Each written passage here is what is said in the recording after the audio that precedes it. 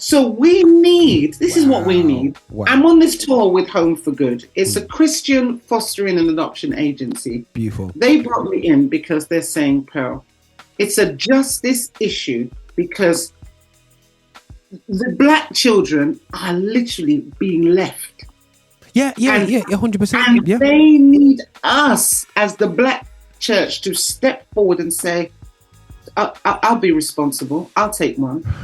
Because it goes back to what I was saying earlier about us being salt and light. We are too busy having church within the four walls of church. Meanwhile, our children are being left to rot in the system.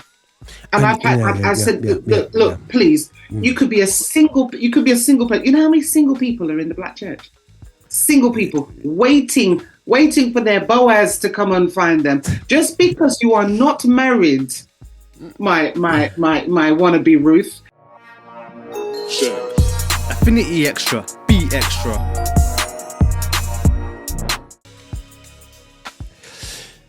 Yeah, people. This is your boy here, Roger Moore, on Affinity Extra, celebrating gospel music of black origin. This is how we do. We on the Edge show. We're here to chop things up, we're to slice these things up, and we're here to talk the truth, as I say. You know, so help me God, as we was saying, goto. You know.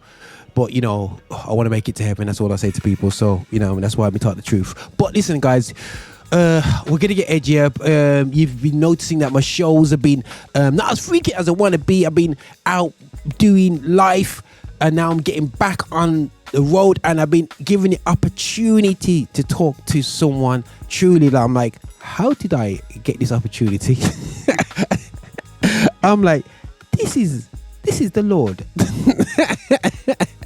And I've seen his face so many times on Facebook. I've seen this face subconsciously on TV right in front of my eyes, and I didn't realize. And it is the lovely Pearl Jarrett, who is going to let us know a bit about herself, hopefully loads about herself, and also talk about the her current event that she's doing, and also the inspiration behind it, because it is racial justice we're talking about. And you know what I'm on, guys. Yeah. I'm here to highlight the highlights, but at the same time, it's amazing to see a creative professional and seeing on their journey and seeing what they've seen and what they're currently trying to put back and to tackle when it comes into racism and how we can build up as a people. Right, Pearl, can you just quickly introduce yourself, your big backgrounds and your creative backgrounds, because you obviously just not one-dimensional creative. You are sounding like a multi-talented, you know, creatives, guys, like, just put it out there, I can't sing, I can't act, so I'm one of the creatives that are limited. I'm an okay bass player, but you got some creatives that can just do it all. So, Pearl, can you just explain how you do it all? Hey, Roger. Oh, it's so lovely to be here. Honestly, it's just lovely. Yeah, man. As I said, I've seen you around so many times. So actually, to connect with you now, this is so cool. You know, the timing is just right. Amen. So I'm Pearl. Oh my gosh, my story is I've been around for a long time in the gospel music industry. A lot of people know me back from way back when. But I think what really happened, what caused my life to really take off in recent years was a few years ago, I was diagnosed with cancer. So, and I had this conversation with the Lord, and I'm just like, Lord, this is not my time to go. This is not it. And I have lots and lots of things that you've called me to do. And I haven't done them all yet. I've seen glimpses of them, but I really haven't seen them to the fullest. So I said, well, this is not my time. This is the devil trying to take me out. And I'm just not going. We fought. I literally said that I'm just not going. So we fought. I fought spiritually. I fought physically, mentally, every which way I could. And I beat it. I beat cancer, came out on the other side. And then on the other side of it, I said, not okay. I feel like I have just really wasted my life. I feel like I've just sort of made it happen from day to day and sort of bombed around and just sort of accepted what come along. And it's just like, hey, Sarah, whatever will be. And I thought this time round, I feel like I'm here for purpose. I feel like I could have been taken out, but I wasn't. Why am I still here? And then, so I decided, right, I am just going to live my life. I mean, live it without limits. Everything I want to do, I am able to do anything I want to do because I can do all things through Christ. I realized that I was talking myself out of living. So I thought, well, I'm not doing that no more. So I got a blank piece of paper and I listed all the things I ever wanted to do, all the things I taught myself out of, being an actor. I really wanted to be a doctor. I wanted to be an entrepreneur. I wanted to run a children's charity. And I listed them all. And I have reinvented myself 12 times over the last 15 years. I have done them all. I've gone down the list of a doctor, tick. Actor, tick. Children's charity, tick. Entrepreneur, tick. And I'm just going down the list. Public speaker, author. And I just think to myself, I literally can do anything I want. Wow. People in the world are doing stuff. They don't even know God. They don't even have the anointing. Yeah, man. And I'm just thinking, how are we, the children of the Most High God, sitting down, going to work, going to church, going back to work, going back to church, and that's it? I said, no more of that. Wow. I'm going to live and I'm going to be a change maker. Come on. I decided that I'm going to look at things, and if I don't like things, I'm going to change them because I can. Wow. Yes, I do now. I've become a disruptive change maker. Yeah, that's actually amazing how you've just basically just gone for it. And I think just for anybody who's listening in there, guys, it's never too late. It's never ever too late. And I think that one thing that I think society makes you feel when you go past the age of 30 is like, okay, you're no good to this world. You know what I mean? You can't. There's nothing you can put back into it.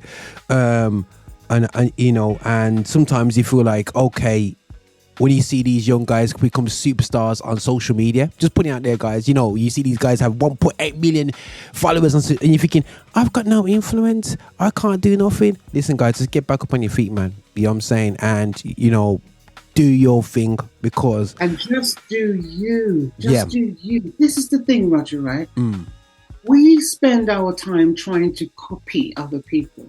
Wow. How to emulate other people. And the tragedy of that is that you're just becoming a ridiculous carbon copy of somebody else. Wow.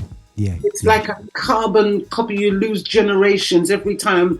You remember the days when you used to have a VHS machine and you used to, if you tape something off the TV, you get one sort of look, and then if you copied it to something else, now it gets grainy, and then you copy it to something else, and now it gets, because every time you do that, you lose what they call a generation.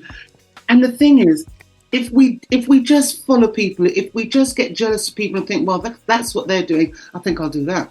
And you are not your original self.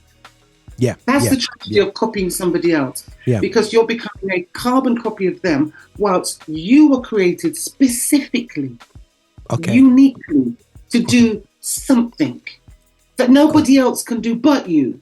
Wow. So the key is to find out what that thing is. And then when you find out what that thing is, you do it with all of your might. And then you find out what the next thing is. Because we might have more than one talent. More than one talent. Some people have one, some people have three. The Bible said some people have 5. I think I've got 10 or 20. I don't know. Because, I just keep going. And I dig, and I dig, and I dig. And I find treasure buried inside of me. And I think to myself, gosh, God, I think I could do this. What do you think? And he just like, yep. I'm like, yeah, well, okay. Yeah, wow. Let me tell you, when you say it's never too late, I went back to when I was doing my list. I by the time I had started the drama, the time I had started the International Children's Charity and got my doctorate and done this, by then I was 54. And I looked at my list and I thought, be an actor. So I signed up for drama school at 54. You don't play with me, honestly. I do not care. I signed up for drama school at 54. Everybody in the class was the age of my children. Wow. So initially I was incredibly intimidated, but then I kept saying to myself, Pearl, don't let this get to you. Don't let it get to you, because at the end of the day, everybody can't be blonde and 25. Because the world isn't made up like that. Come on. Somebody, they're going to need a mother. They're going to need somebody to be the judge or the police detective. And these are older people. It doesn't matter that everybody in your class is half your age. The world isn't made up like that. Mm-hmm. So I said, stick with it, stick with it, stick with it. And I did. I was there for 3 years, came out, got an agent. And since then now, I've been doing commercials, TV, film, theatre, because they're always looking for somebody my age to do something. Wow. Yeah. 100%.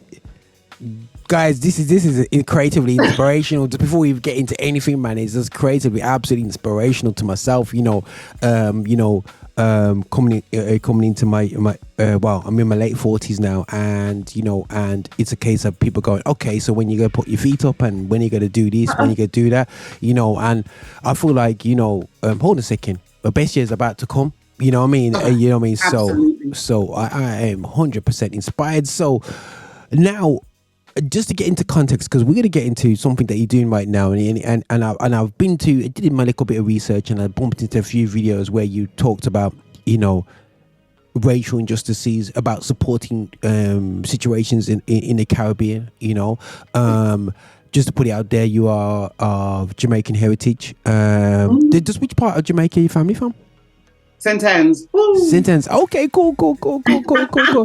Yeah, I'm saying, my dad's St. Andrew, but you say, but it's St. Anne's, No, I went to my Uncle Bill lives in. He's got a farm over there, man. So you may live over there. So, man, so no, that's beautiful. That's to be beautiful.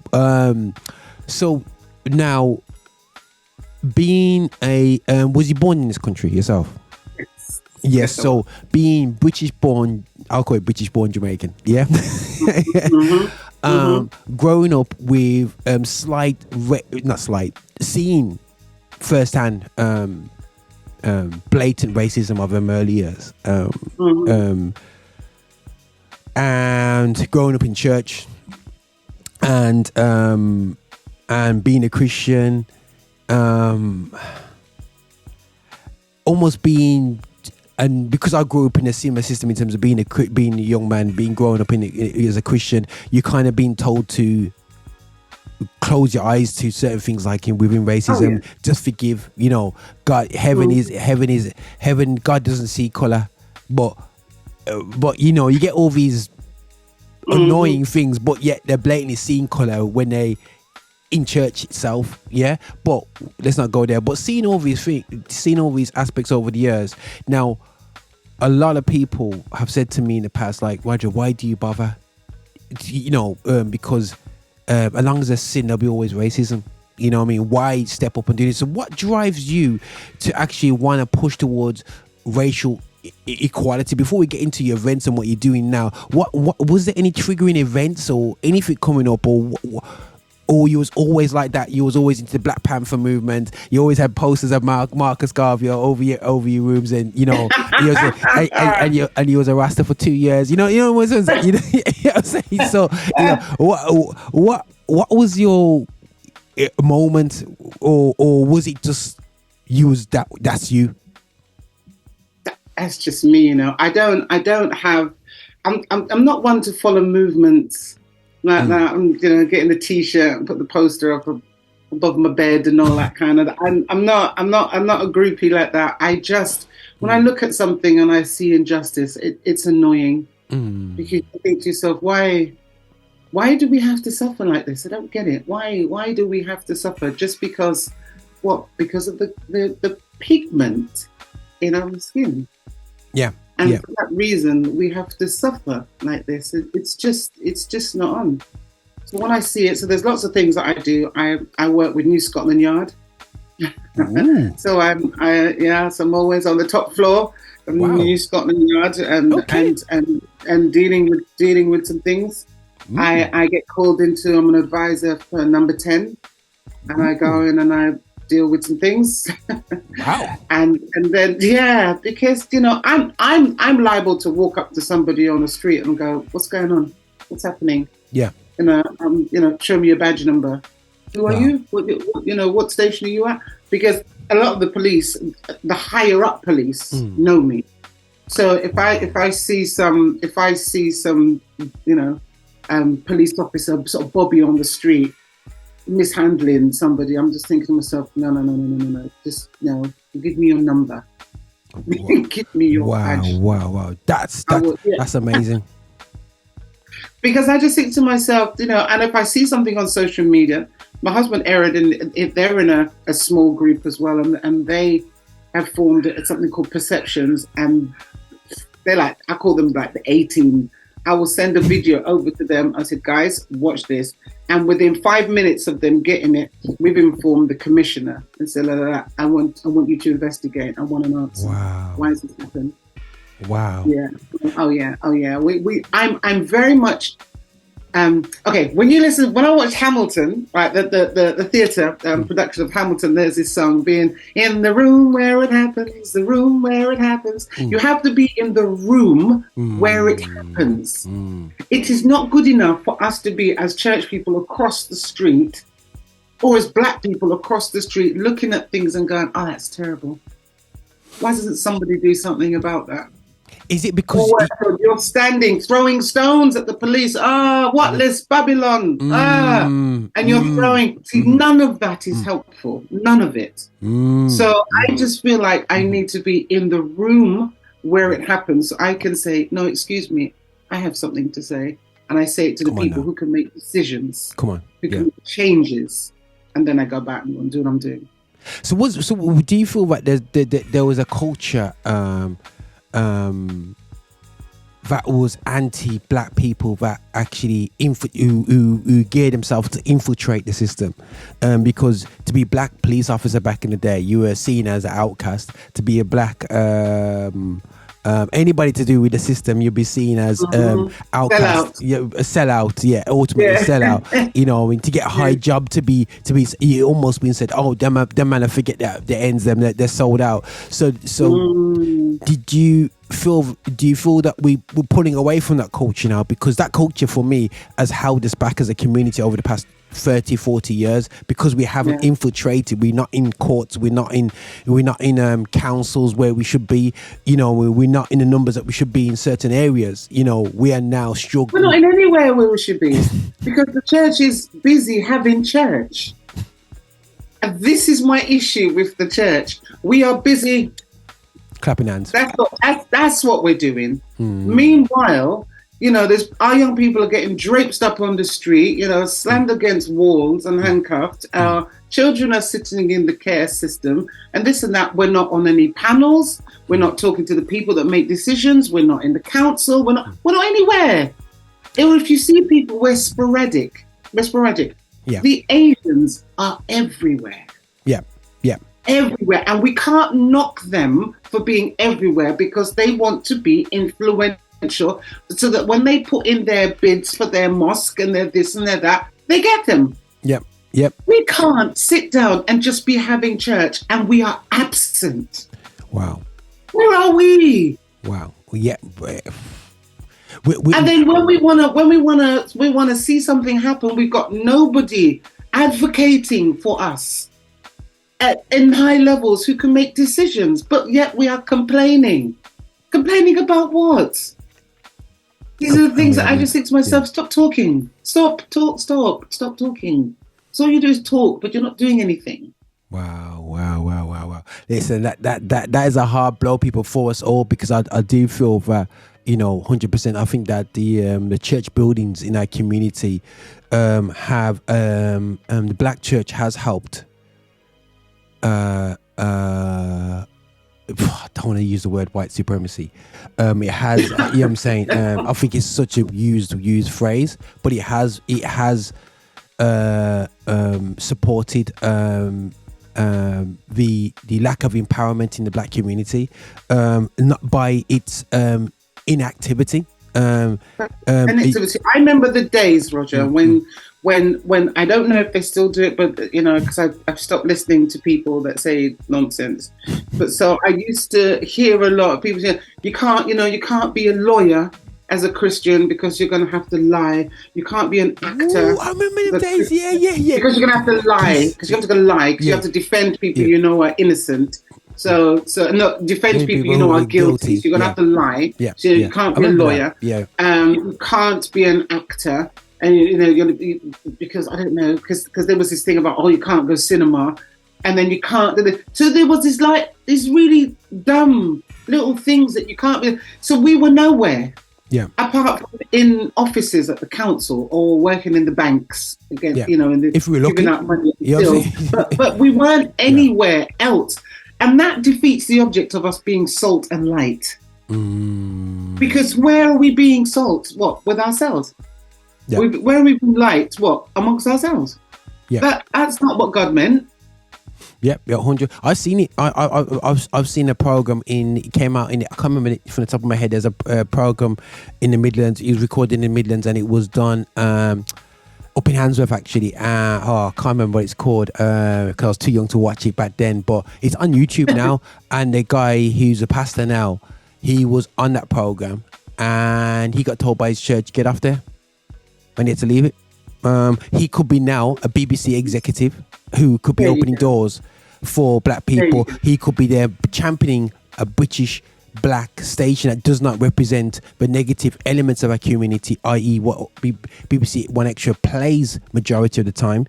And I'll be openly think that's a great station, but I do feel that everyone's happy when black people are reflecting wrong aspects of behaviors, but when black people are representing positive elements of themselves and about positive behavior, we don't seem to have many platforms out there for ourselves. So the good thing that's happening now is that our age group, so the older ones are now passing the baton over, either because they are passing away it's or they're forced. just too old. You get too up. So our age group are becoming the bishops. Yeah. Now that's where you're seeing change. That's where you're seeing change, because you're now getting the younger. Well, I mean, we're not young, but we're sort of 50s. In 60s, we're now the ones in charge. So that we're weeding out slowly the ignorance that has held us in bondage. So do you feel it's not working, but it's not quick enough still. It's not quick enough because now I know you're doing tours throughout churches and stuff, and this is all foundational stuff, guys. I'm building up to the event itself, because we need to understand reason why. If you want a 5-minute interview, fire on a 5-minute interview, but when you come to the edge with Roger, I like to bring context to why you do what you do and how you do it. Now, do you feel that the black church, the black Afro-Caribbean church, is not where it was in the 90s in terms of numbers, in terms of percentage of the community? From my eyes, when I was a little, going to convention, it was like a place was full, ram, loads of people were there. You couldn't get a seat. Nowadays, you got the smallest building and you can get their seat on a Saturday evening where you could never even get a seat on, and this is youth convention. They're picking small buildings now to do this. They really are hiring buildings now. It's gone really that low in terms of numbers. Are we at a place that can be changed, or has the role of Afro-Caribbeans within Christianity now, instead of responding to the racist kick out of their churches, is our role different? Is the next generation churches are going to be how we position ourselves within mixed congregations? Is that, what I'm saying, is there a future for the Afro-Caribbean church? You know what I'm saying? I'm not saying they got no future. I'm just saying their role was to respond to rejection. You know what I'm saying? And they haven't done nothing apart from dealing with rejection and taking care of their club. Now we're waking up. I'm not saying is it too late, or is this now repurposing for a different season going forward? It's repurposing for a different season going forward.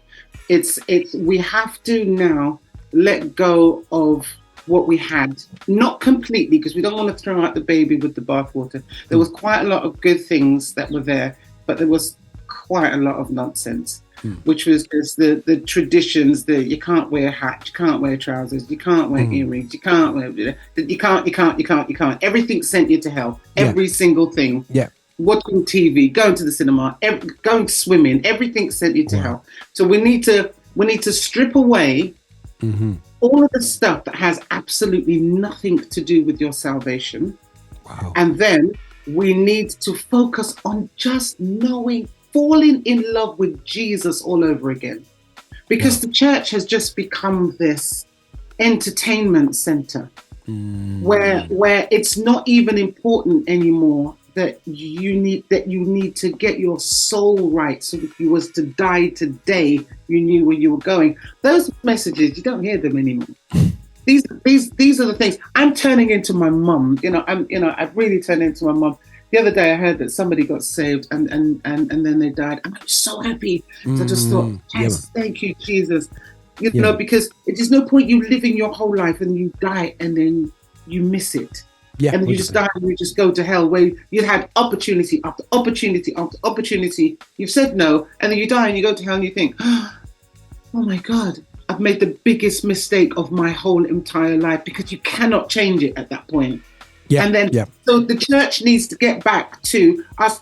If we just got back to just falling in love with Jesus all over again, we would, number one, more people would be getting saved so that they know where they're going, and so that church became about God and not just about getting stuff.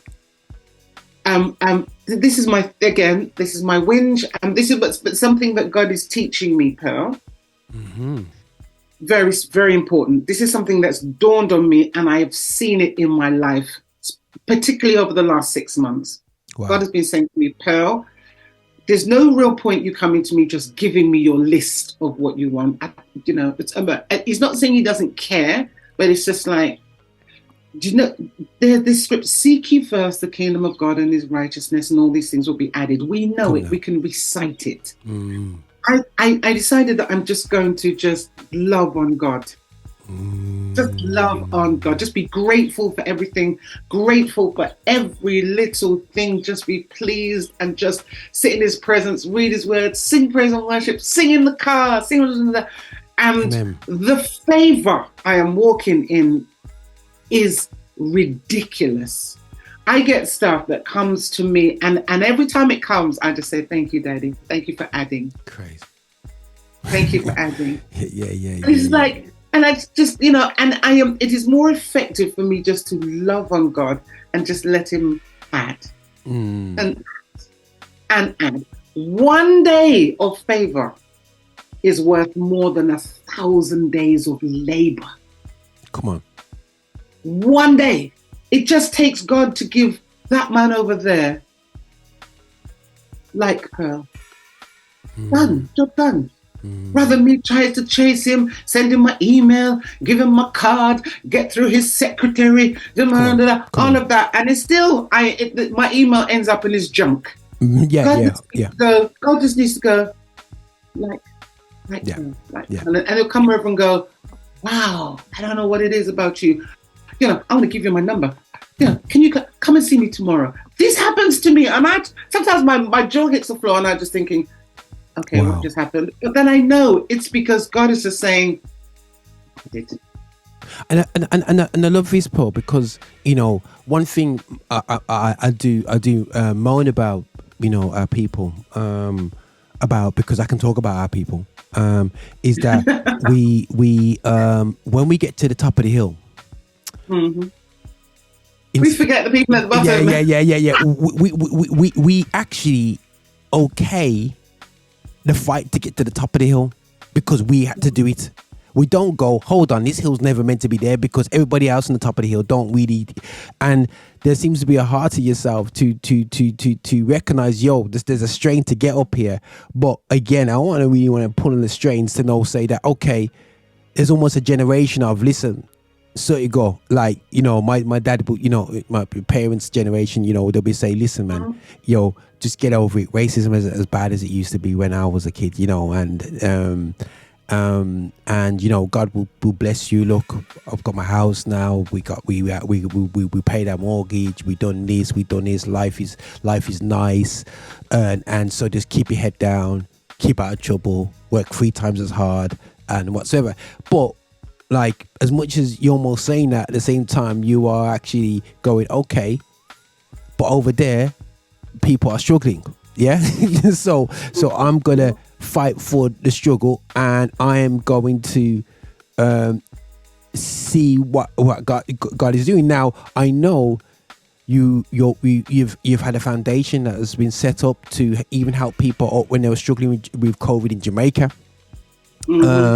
And that's amazing, because I did put up something where I said to people, I do say to my in-law, I do speak to Jamaicans in this country.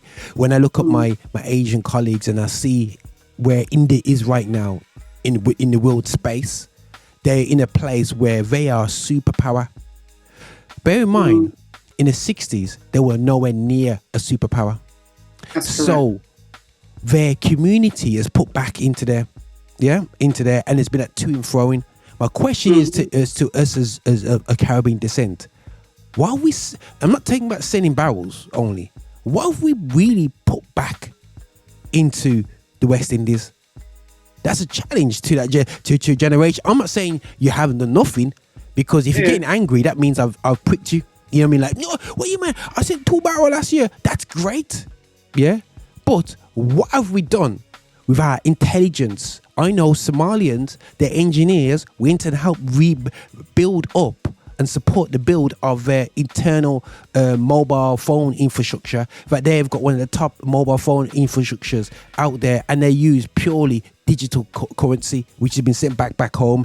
What have we done? What have we done to come across? You could say because of racism, we never had the mindset to do it, but I'm just challenging us. But to see what you've done in terms of when it came to COVID, but again, I'm standing here corrected, so you can correct me if my little youthful approach towards a generation of what we've done for the Caribbean, you know, is that a bit too off? I say this all the time. So here's the thing. I think that our parents came from the Caribbean. They came to the UK, and they only came for like 5 years, and they thought, we're just going to save up some money. We're all going to go back after 5 years and build our houses, and we're going to be in Jamaica. Yes. Yeah. And then a lot of them, they just stayed. And then sort of 30, 40, 50 years later, they're still here. I think it is our responsibility as next generation Jamaicans, with all the knowledge we have, with all the experience we have, with the connections that we have, that we should go to Jamaica and help build Jamaica. That's what I think. There is an organization called Jamaicans Inspired, which I'm a part of, but apart from Jamaicans Inspired, it's a personal belief that I have. Yeah. So when I went to Jamaica and I said, look, it was Jamaica's 50th anniversary of independence. And I went there and I said, look, I want to help. What can I do? I ran a foundation. Tell me, what can I do? And they said, I went to the schools. I went to like the local authority, and they said, we really need furniture. And I'm like, furniture? Hey, nobody's ever asked me for furniture before. And I said, can I take a look at your schools? Went to look at the schools. When I saw the furniture, I almost cried. When I tell you, it's well made of wood, and it's splintered and it's broken. No back, no sides, and a total health and safety hazard. Wow. And I just thought to myself, yeah, I don't know what I'm going to do, but I'll see what I can do. I went back, I leafleted every school in the area where I live. Every school in Bromley. One by one, they started to call me and I said, if you have any furniture, make sure it's good. I don't want anything broken. I want all the good stuff. Call me, let me see it, but just send me a picture of it. If it's good, we'll pick it up. They started to contact me and said, yeah, we're changing our furniture. So around about sort of now, schools will be changing their furniture because they're going to get lovely, posh, brand new, spanking furniture come September. So the ones they're doing now, they're just throwing them out. It's going in the skip. Wow. It's going in the landfill. So I says, well, what's wrong with that? One school I said, what's wrong with this? There's nothing wrong with it. They said, oh no, but it's blue. And we're revamping the place. The furniture that we're getting now is red. Yeah. But I said, this is a mad thing. So I said, okay, so send me the furniture, or we pick up the furniture. Furniture came in from everywhere, till I had nowhere to put it. I had to beg Big Yellow self-storage, please, will you give me some free space, because I'm collecting this furniture to send to Jamaica and I have nowhere to put it. I had no idea I was going to get this much. In the end, I talked them into giving me a warehouse. What? So we filled this warehouse, and it was stacked like this in chairs of different sizes, tables of different sizes, from the toddlers one right up to the high school, different colors, different this, different that. We kitted out. I shipped. I didn't have no money. I didn't know what I was doing, Roger. I thought I'm going to have to fundraise, so I'm going to need an account. I walked into Barclays Bank and I said, I need to start a charity. I need a charity account, so I need to fundraise. Yeah, of course. Furniture. I got this furniture I need to ship to Jamaica. I don't know how I'm going to ship it. And they said, oh, you don't have any way of shipping it? I said, no. So they said, oh, we'll pay for it for you. Barclays said, we'll pay for it for you. I said, excuse me, what now? Wow. And Barclays Bank paid for all my containers for 4 years. They shipped all of my containers to Jamaica, and we kitted out 136 schools in Jamaica. Wow. We saved 70,000 tons of waste from going into UK landfill. What the UK calls waste, there was nothing wrong with it. Wow. So 136 schools. Okay, so, guys. So kind of thing. Well, listen, guys. If I'm not saying everybody, but that's a challenge. Absolute challenge. You know what I mean, guys? Since that is you just absolutely challenged. You know what I mean? You put, bear in mind, guys, I weren't prepared for that back. I seen a pretty version of his story, but then she just give me the real version. I'm like, whoa, this is big stuff. But no, that's amazing. The real version is being in the warehouse at 10 o'clock at night. Sometimes on my own. Sometimes the volunteers can't come today. I've got uni, I've got this, I've got that. And there's just, if I had another delivery, it needs to be stacked. And sometimes it's just me and my husband. And sometimes I'll cut my hands or this and that. And sometimes I think, why am I doing this? Seriously, Pearl, why? It's just better ways of, just why? Why are you doing this? Yeah. And then, but it's fine because I've done it now, and I don't regret it at all. And I see the children, I see the teachers, crying when we show up, and I just like, that's why. Yeah, that's why. That's why. Yeah, man. That's absolutely beautiful, man. Beautiful. That's what I did. You know what I mean? That's crazy. Yeah. But listen, guys, we can pick out more stories, but we built up so you can see the before we even get to these events that Paul wasn't sitting around being pounded up and going on to commercial adverts, and then the wave has come about, and she's realized that I can be a figurehead because I'm a Jamaican, I can do this. No, she's been active, she's been passionate about the community, she's a creative from the gospel community, she's a sister who knows what it's like to be told to wear a hat in church. So she's been there, done that, worn a t-shirt, you know what I'm saying, you have to wear the hat every time you pray, you have to cover your head, the one there still, you know what I mean? So she can say amen. We won't go into what church she comes from, because we don't want to go too far into doctrine, but Pentecostalism and evangelicalism and whether it's Church of God or Apostolic Church, you know what I mean? We don't want to go there, but that's a whole other subject for another day. But listen,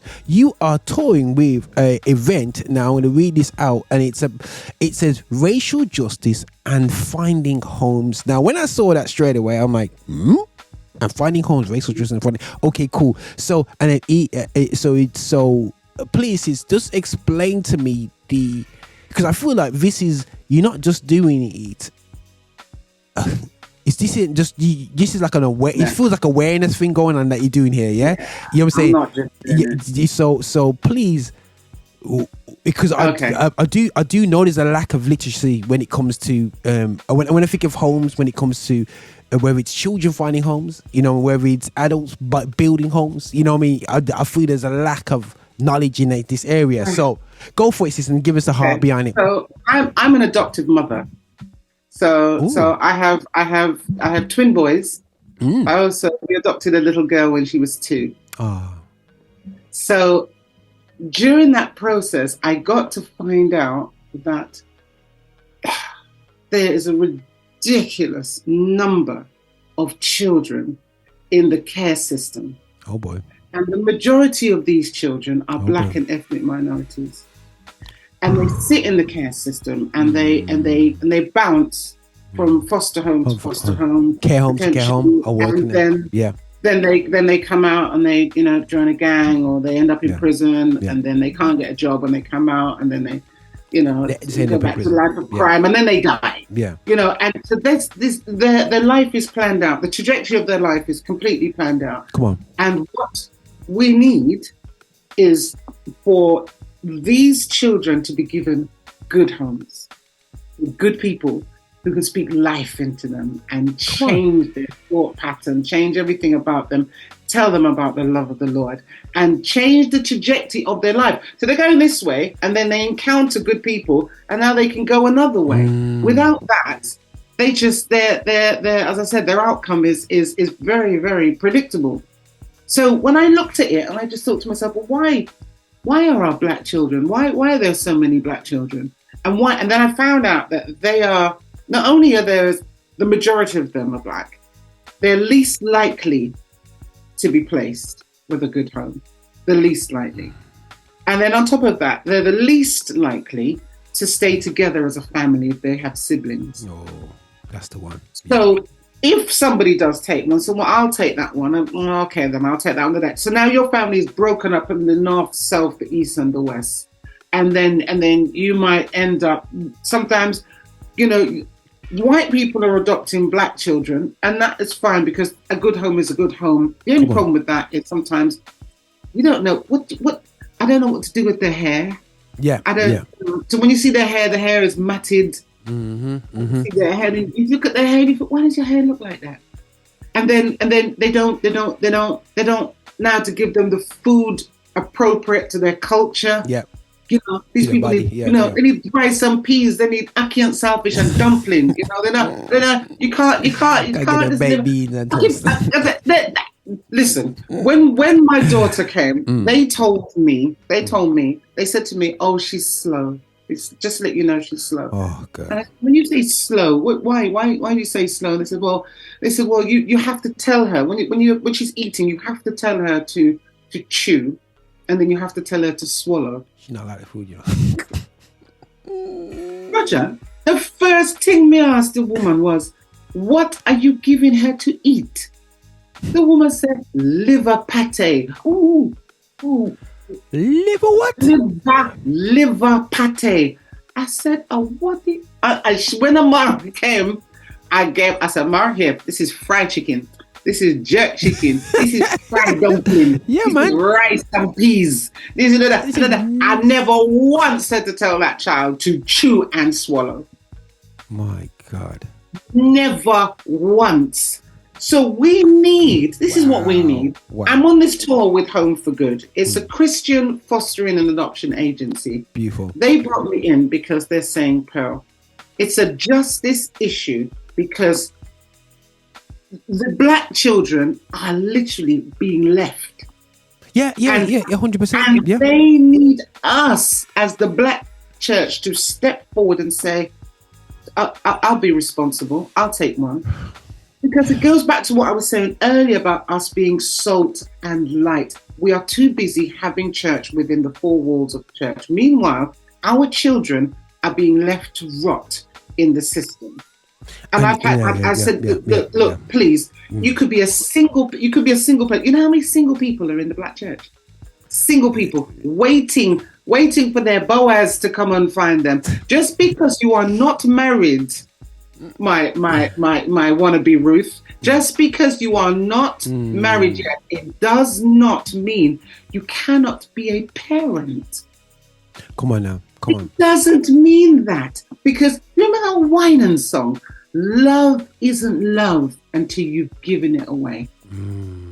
Love isn't love until you've given it away. You're sitting there as a single person and you have buckets of love stored up, trapped in your heart, waiting to give away. Until God sends your Boaz, that love you can pour into a child. That child, you have no idea who that child could be once he encounters you, once he encounters the grace of God, the love of God, the anointing of God. You can speak life into him.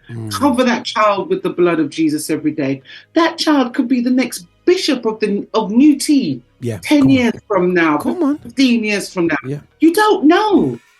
So God is calling on the church to say, please, be the church outside of the church. But do you think that, and this is you're really hitting some strings in my heart, man, because, what gets me angry, I work in a care system. I do a few nights in a care home, and I said to the guys, I said to my boss one time, I said, as much as I do my creative stuff, I do on the side. I love working with young people in the care system. I love inspiring them.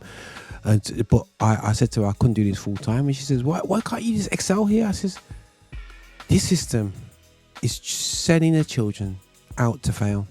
You know what I mean? And what hurts me the most is that over the years, we are quick to curse the white people that take on black children. We're quick to curse the homosexuals for taking on children. But I look left and right and saying, who is taking on the children here? So don't open your mouth on them. You don't open your mouth. You don't open your mouth on them people.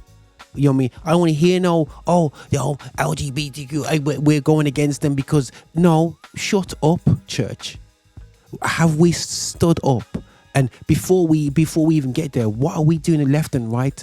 And I listen to family and friends and what's come out of their mouth when it comes to adoption and fostering, and it's so much that it's not my picnic. I can't handle it when they get to 16 and they don't want and they want to go find the real parents. I couldn't deal with that. They're so selfish with their mentality. And this really goes to my question: what culture are we creating in church, in the Afro-Caribbean church? We've created a culture of survive, get affluent, and grow yourself in your community. But what's inadvertently happened? I'm saying what's inadvertently happened when we're driving in a Mercedes-Benz to churches in the inner city. What we've done is realize the children that are still in them cities, I'm saying, that we've been driving over, are now killing each other, stabbing up each other. No mentors, nobody inspiring them. Because nobody to speak life into them. Nobody is saying, "Okay, come.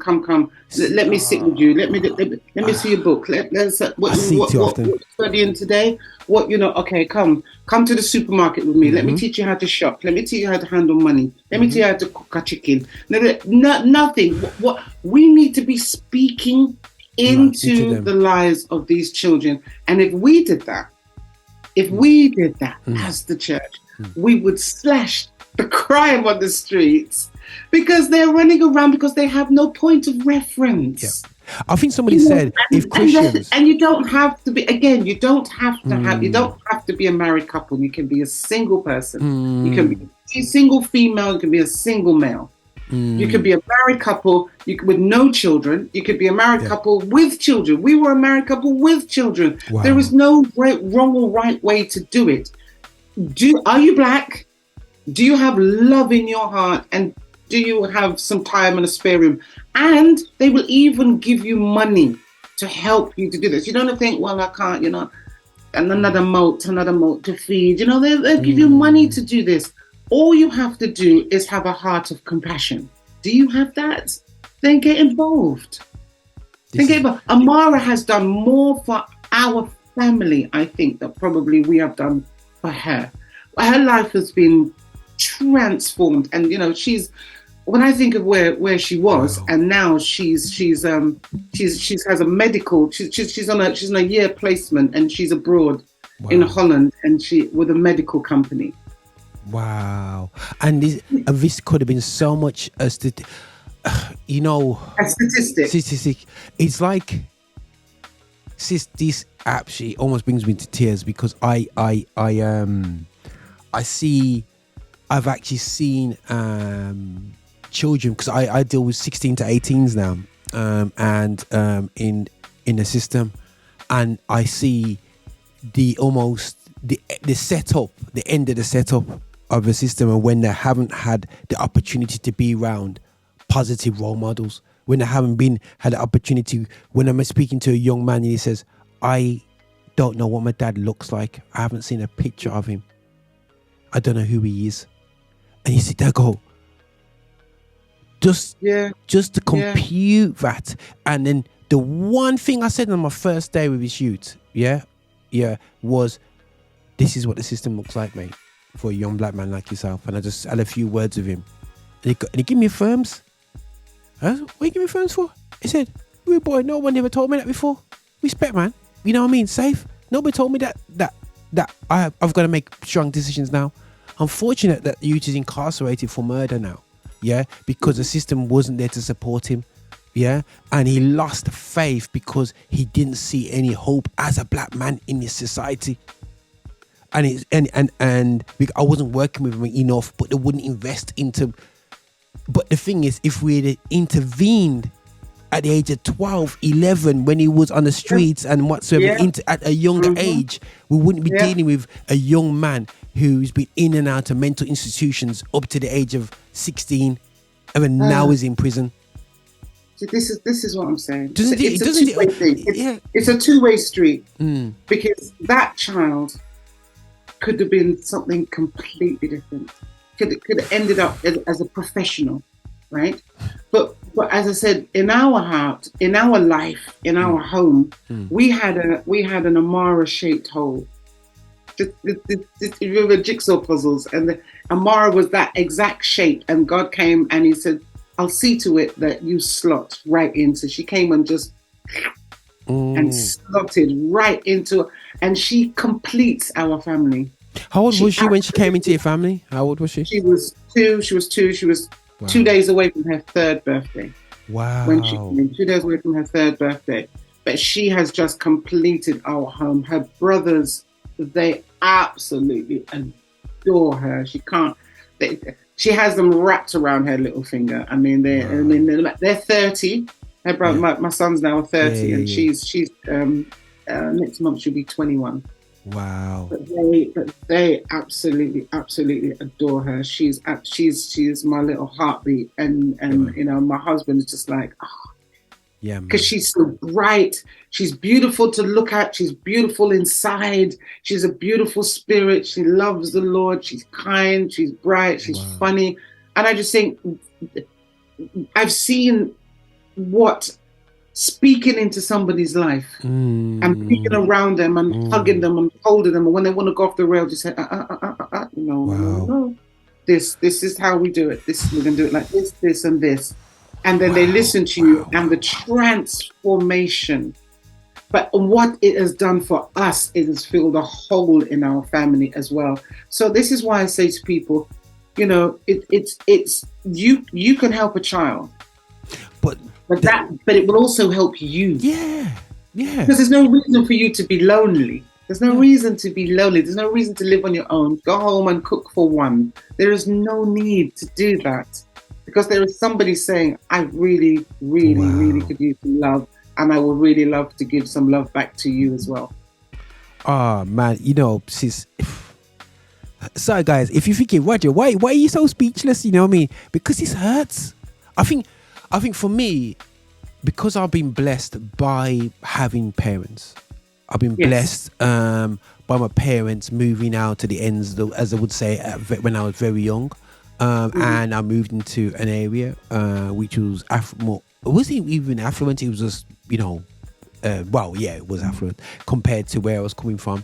And they sacrificed for me, 100% there for me. They worked hard for me and my siblings, and they were example to me. And then when you see children when they don't have that, your colleagues left and right, and you say, hold on a second, wow, I am really, truly blessed. Yeah. Really am blessed. You know what I mean? And to hide that from other people, hold it, you know what I mean? And then for me, it's illogical because the Bible will say, yo, you meant to give that love out. You know what you receive, you give it away, give it out there. Love isn't love until you've given it away.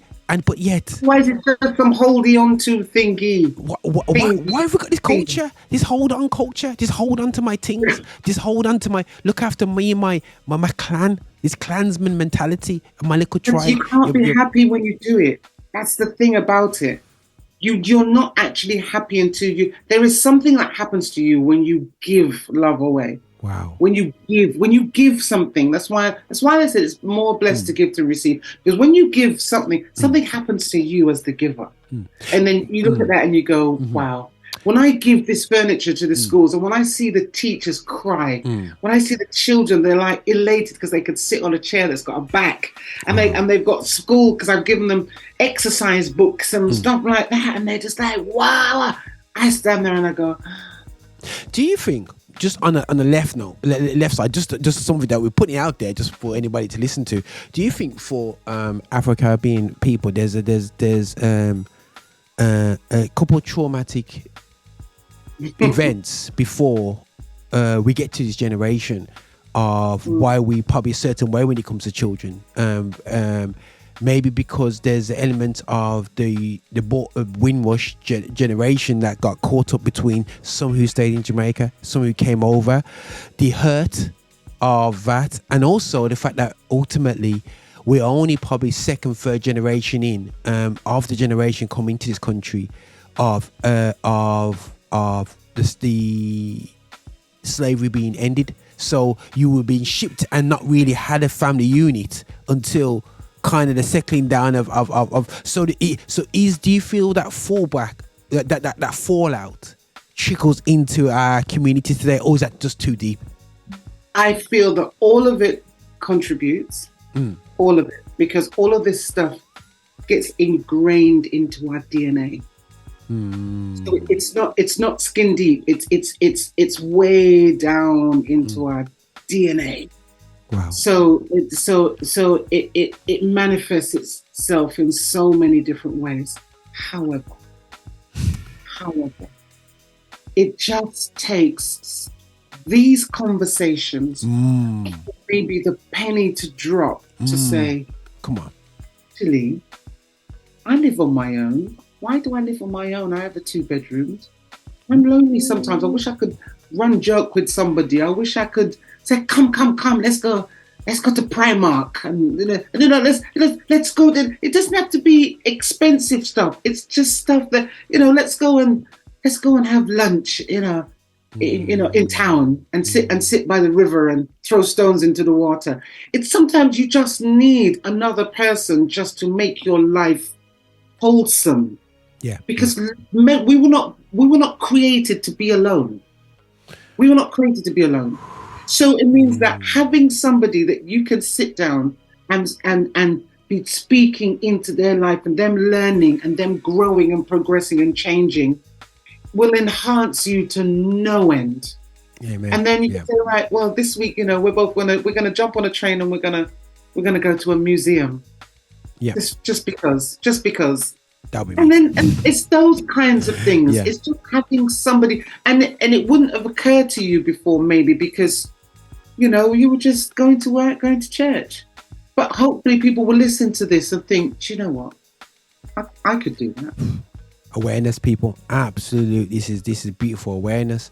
Guys, this is getting real emotional at the end here. But listen, guys, right. So this is powerful stuff. Now, just give us a bit of insight for Home for Good. I'm going to put some information into the details of this YouTube video if you're listening on YouTube, and if you are listening in, Home for Good, .org.uk, /Pearl. And that's Pearl without an E at the end, just Pearl. When people always want to take fast and put E at the end, but no, just Pearl as Pearl, and you can get straight to that. But just give us a bit of information. You said it's a Christian organization, and people going, oh, this is great. Now, say if I'm not quite a Christian, I'll just go to church, or I love being around people. Are they just exclusive for Christians only, or is it just a case of a Christian organization? Because I've asked that question. I said, I said, what if they're not Christians? And they hear the interviews and they said, I'd like to do that. Yeah. And the answer came back, we are absolutely open for people to come forward with good homes to just get these children out of the system. So, it's just because I'm specifically talking to the Black church because I have, I really think we have to, but anybody outside who's not, part of the Black church, but you think to yourself, could I do that? The answer to that is yes. The answer to that is absolutely. That is better that you give them the love than them not get the love. This is not a discriminatory thing. It's not that. It's just this happens to be a Christian organization. So the two events that we have left, we've done two already. We've got one coming up this Bristolian. Friday. Not Friday. Saturday, 17th of June. Yeah, 17th of June. June, and that's going to be at E5 Bristol City Church, and then there's another one coming up, and then that's going to be in North London at New Testament Church of God, Willesden. 100% Willesden, North London. I'm saying Willesden Church. Oh, once again, wait, you were born to Pastor Jackson, innit? Yes, the new boss down there. Love him. Pastor Jackson. Listen, this is the homeboy of mine. We've had many creative conversations on the station with Pastor Jackson, lovely. And so absolutely fantastic. Dude, listen, man, we're really getting back on here because he's too much really inspirational from me to see somebody who cares about his blackness at the same time loves the Lord and just really open about the just really great things. So Willesden, you're gonna have fun with that one. What I'd like to point out about the next two meetings, even if you have never considered fostering or adoption before, it's the first time you're hearing it, just come. Just come and just listen, because it's a big leap. It is a big leap from hearing it from the first time to actually doing something about it. 100%. You may need to hear about it, talk to some people, hear some more stories, success stories, what's available, what help is available. So it's all about you coming to just listen, so that maybe you can consider fostering or adoption. Don't think, I don't think I'm ready. That doesn't matter. Just come and listen, and there's free food. Amen. Come and listen to me talk and come and eat.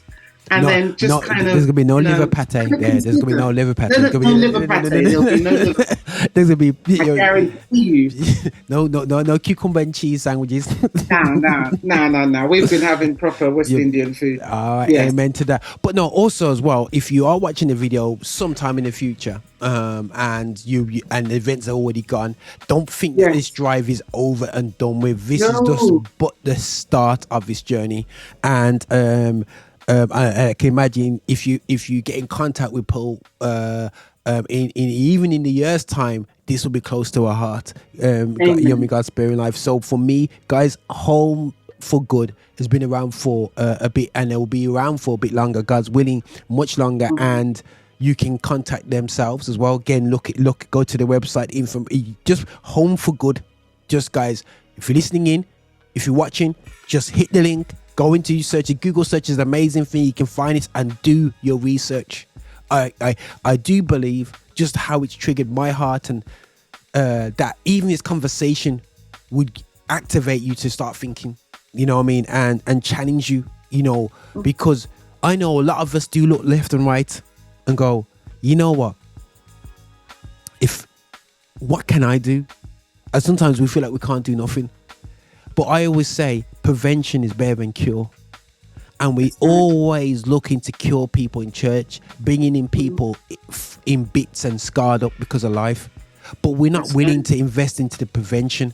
This is part of the prevention process. 100%. You know what I'm saying? And I think we need to stop having great testimonies of national disaster lives and forget them national, you know what I mean, the great testimonies, and let's have a look at what God has done amazing because of someone intervening in your life, because unfortunately your real parents never had the start that not all of us had, you know what I mean? So wow, this is a powerful conversation, and like I said, guys, children, you know what I mean, the next generation, and we need to invest into them even when you don't feel like you have a part to play in it. you know. Is there anything you want to add to things, Pearl? I would only reiterate, just come along, please, just come along and bring a friend with you, and just be open and just listen. There'll be nobody forcing you to do anything. If you come and you still say, do you know what, I'm not ready, that's fine. You know, because you might think about it some more in 2 or 3 months from now. Then you might think, you know, I think I'll go and revisit that again. So that's fine. Just come along. Yeah. We just want to see you, want to hang out with you. That's cool, man. Yeah. That's crazy cool. Listen, guys, I am 1 billion times chance I'm gonna get Pearl back on here anyway. Yeah, you know what I'm saying, because you know, guys, you know, with some creative conversations that I want to be having by the end of this year about culture, about activation. I think it's absolutely fantastic to have people who are active in the community in different levels. On the level of getting your hands dirty, on the level of actually going into the offices in the suit and actually making sure you're in the space to comment. Yeah, definitely inspirational, and hopefully, guys, you know, I am nothing but honored to have this conversation with Pearl. She's there laughing, you know, like this is the absolute honor, man. I'm almost, you know, it's in your chest, people. It's in your chest. You go, yeah, man, we did this still, anyway. But no, we appreciate it, and I will speak to my colleagues on the station, and we want to draw out of your knowledge, sis, of your life, your knowledge, your guidance to help us to be more effective in our communities, you know. So nothing here to learn. But listen, guys, thank you so much. Thank you. Thank you for your time. Oh yeah, guys. I sorry, guys, if this interview is going quite long still. Yeah, but I knew it will be, because you know when you have kindred spirits, you know, you do talk a bit still. But listen, thanks again, sis. Do guys, do check out the links if you're on YouTube, and if you are just listening into the conversation, do have a look into it. And ourselves at Affinity Xtra will have a look into this project, and we can see which ways we can start to support these charities out there. And get, you know what I'm saying. So if you want to get hold of me, just pearljarrett.com. Yeah, man, just hit me up. I even got that, man. Like, this is what I'm saying to people. I'm just like, you don't put rogermoore.co.uk because you won't find me. that will be a different Roger Moore. Yeah, Pearl Jarrett. That's special. Now, Pearl Jarrett, just make sure the Pearl is PEARRL. No, and Jarrett is JARR, 2 R's, E-double-T. No E at the end of the Pearl, because I would have put the E on there. I know I would have done that. But yeah, I'm saying. But sis, nothing but love, guys. Listening, man. You know what I mean? Thank you.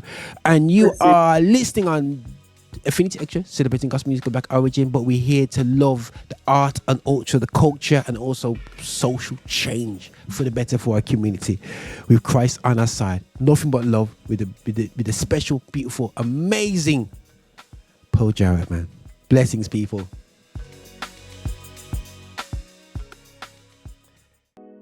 Hey, this is your bishop. This is your bishop from Rock Solid. Thank you so much for watching us on YouTube. Thank you so much for clicking and subscribing, and also sending these videos to other people as well.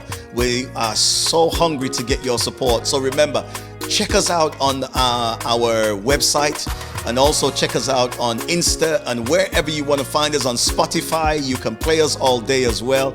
And just make sure that you are supporting this channel, that we are developing our agenda towards music of Black origin, and that is gospel music with a message. So please walk with us on this journey. Bye now.